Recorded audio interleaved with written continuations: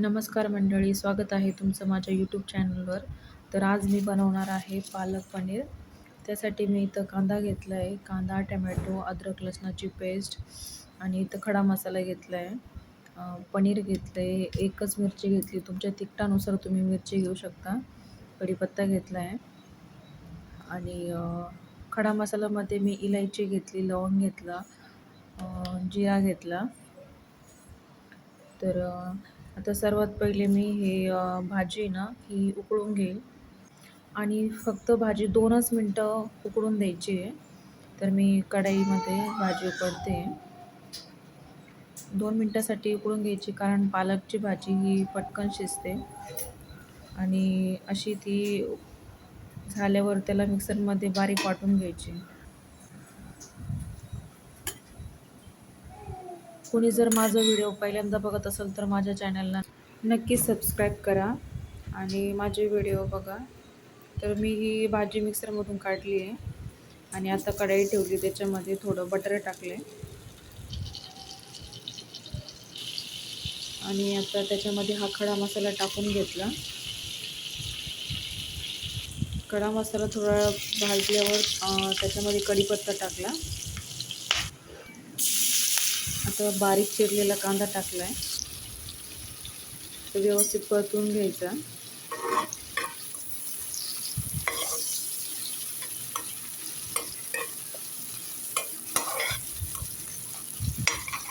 कांदा व्यवस्थित परतल्यावर त्याच्यामध्ये अद्रक लसणाची पेस्ट टाकायची. अद्रक लसणाची पेस्ट टाकली. आता ती पण व्यवस्थित मिक्स करून घ्यायची आणि 2 छोटे टमॅटो कापून मिक्सरमध्ये बारीक वाटून मग टाकले. तुम्ही तसे पण टाकले तरी चालते. आता धना पावडर टाकली 2 चम्मच. धना पावडर, लाल तिखट, हळद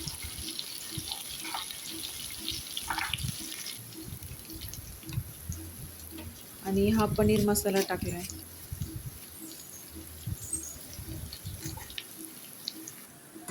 तुमच्या तिखटानुसार तुम्ही टाकू शकता, तुम्हाला किती तिखट लागतं त्याच्यावरून.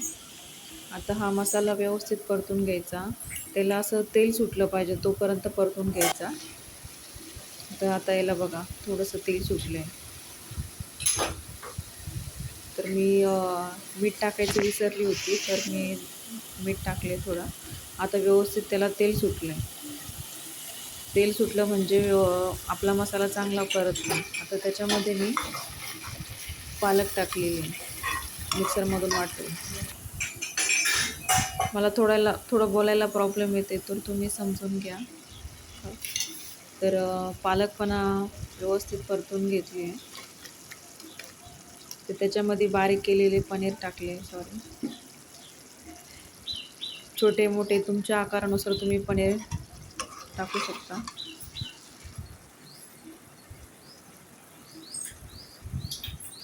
तर ही आपली पालक पनीर रेडी आहे खाण्यासाठी. तर तुम्ही ही भातासोबत खा, चपातीसोबत खा, खूप छान लागते.